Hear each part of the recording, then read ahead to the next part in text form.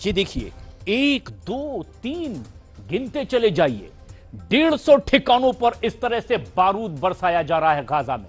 और जिस तरह से खूनी हमले इस वक्त गाजा में चल रहे हैं, उसे देखकर अब साफ लगने लगा है कि राष्ट्रपति ट्रंप और प्रधानमंत्री नेतन्याहू के बीच में अब गाजा की डील फाइनल हो चुकी है। एक तरफ इजरायली सेना ने 24 घंटे के भीतर ही 150 ठिकानों पर इस तरह से हमला किया, 140 से ज्यादा फिलिस्तीनियों को मार डाला है। तो वहीं दूसरी तरफ अब राष्ट्रपति ट्रंप ने 10 लाख फिलिस्तीनियों को गाजा से लीबिया भेजने की तैयारी भी शुरू कर दी है।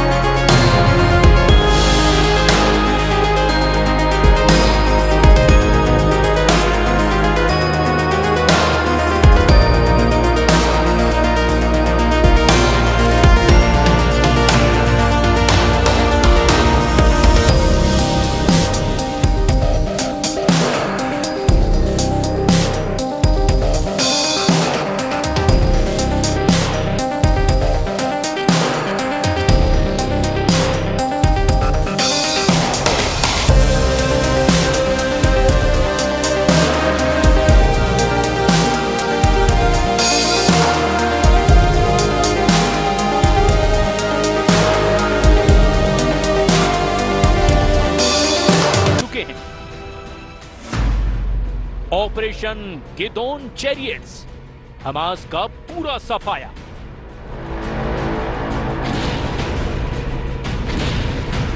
दो 200 किलो से लेकर 2000 किलो तक के बम और मिसाइलें इजराइल एयरफोर्स इस वक्त गाजा में हमास के बचे खुचे अड्डों पर मार रही है। धमाके इतने भीषण और खूनी हैं जिन्हें देखकर किसी की भी रूह कांप जाए। इन हमलों को देखकर अमेरिका समेत कई देशों ने इजराइल से संयम बरतने की अपील की है, लेकिन इजराइल बिना किसी की परवाह किए अंधाधुंध हवाई और जमीनी हमले इस वक्त गाजा पट्टी पर कर रहा है। हम आपको दिखाते हैं कि पिछले 24 घंटे के अंदर गाजा में इजराइल हमलों का कितना भीषण और व्यापक असर हुआ है। गाजा पट्टी के दिरल बला में इजराइल ने बड़े पैमाने पर मिसाइल हमले किए। 140 से ज्यादा लोगों की इसमें मौत हो चुकी है। इस हमले में भारी तबाही हुई है और घटना स्थल पर धुएं का घना गुबार देखा जा रहा है। रिहायशी इलाके भी इस हमले की चपेट में आ गए। इजराइल की तरफ से किया गया यह हमला गाजा में भारी तबाही मचाता दिखाई दिया। मृतकों की संख्या में भी बढ़ोतरी की आशंका है। इस घटना के बाद से पूरे क्षेत्र में तनाव और ज्यादा बढ़ गया है। पूरे इलाके में भगदड़ मची है, बदहवासी जैसी हालत दिखाई दे रही है। इजरायली सेना ने गाजा में गिदोन चैरियट्स अभियान शुरू कर दिया है, जिसका मकसद हमास को खत्म करना और बंधकों को रिहा कराना है। شمال قطاع غزة الاحتلال قصف أكثر من منزل مأهول بالسكان بشكل مباشر دون سابق انذار. خلفت هذه الاستهدافات عشرات من الشهداء. ما تم انتشاله أكثر من 50 شهيد تم تحويلهم إلى مستشفى العودة والأندونيسي في مناطق गाजा पर 600 दिन का सबसे बड़ा खूनी हमला।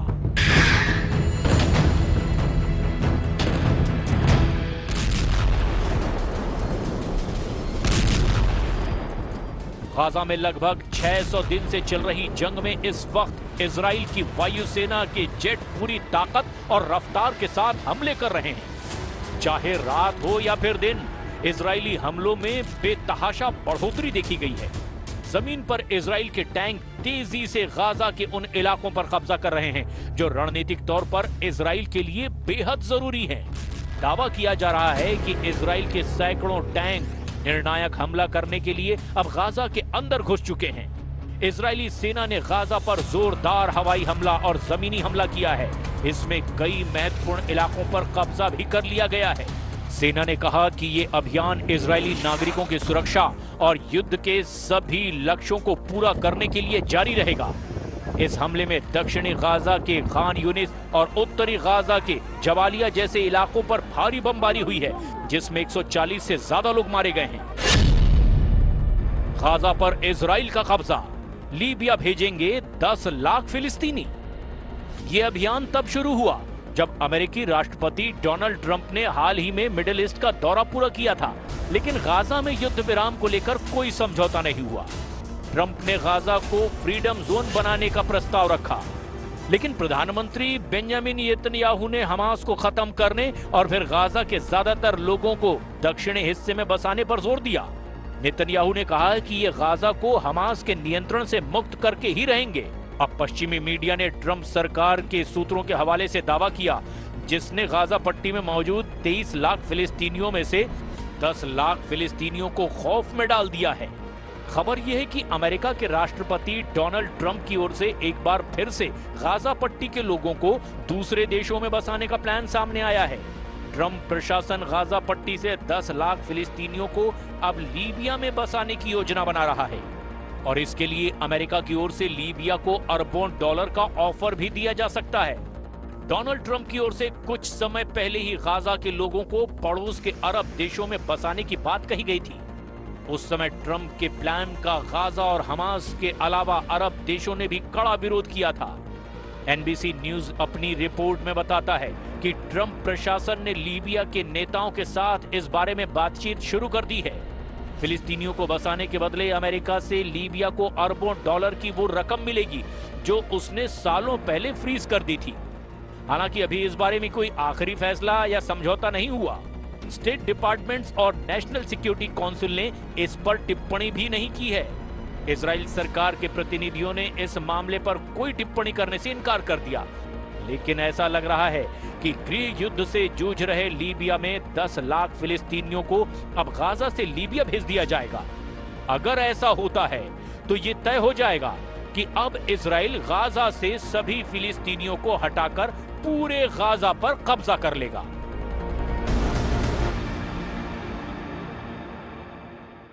القصف من وين ما جاء، وين ما تطلع على القصف قلب الدار، يعني الدار نزلت علينا واحنا قاعدين فيها.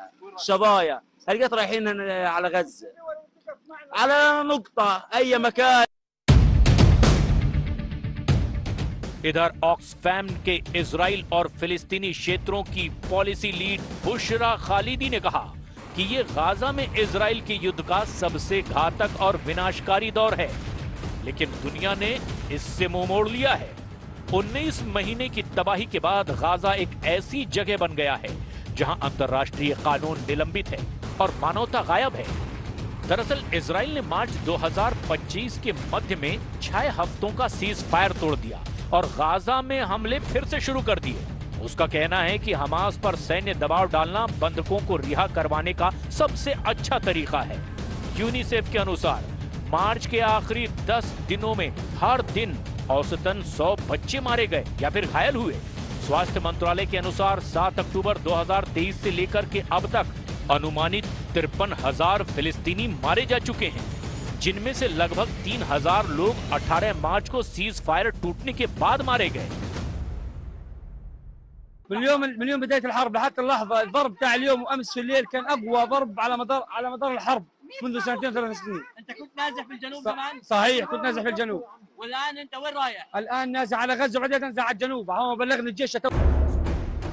हालांकि गाजा में मौजूद हमास लड़ाकों ने डंके की चोट पर कहा कि फिलिस्तीनी कभी भी लीबिया जाने को तैयार नहीं होंगे, चाहे भले ही इजराइल सभी फिलिस्तीनियों को मार दे।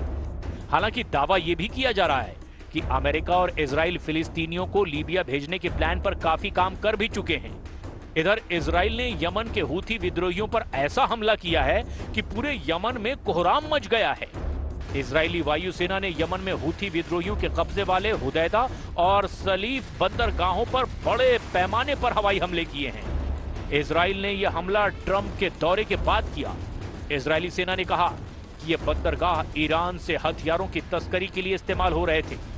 हमलों में 15 लड़ाकू विमानों ने 35 बमों से यमन के बंदरगाहों को भारी नुकसान पहुंचाया है। इजरायली सेना ने कहा कि ये बंदरगाह हूथी आतंकियों की ओर से सैन्य गतिविधियों के लिए इस्तेमाल हो रहे थे और इसे बर्दाश्त नहीं किया जा सकता।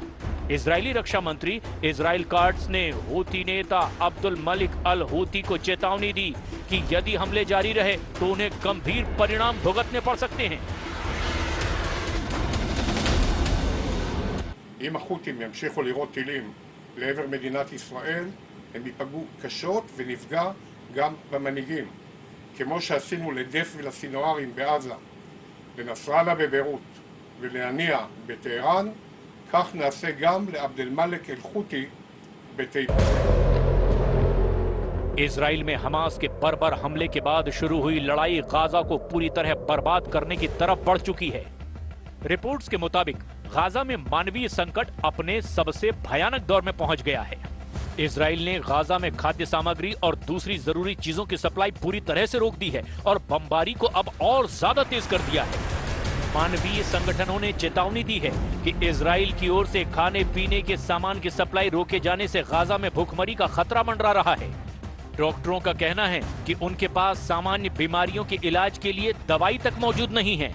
कुल मिलाकर इजराइल ने गाजा से लेकर यमन तक भयंकर खूनी हमले शुरू कर दिए हैं और अब देखना यह होगा कि अमेरिका इजराइल के इस मिशन में कहां तक साथ देता है।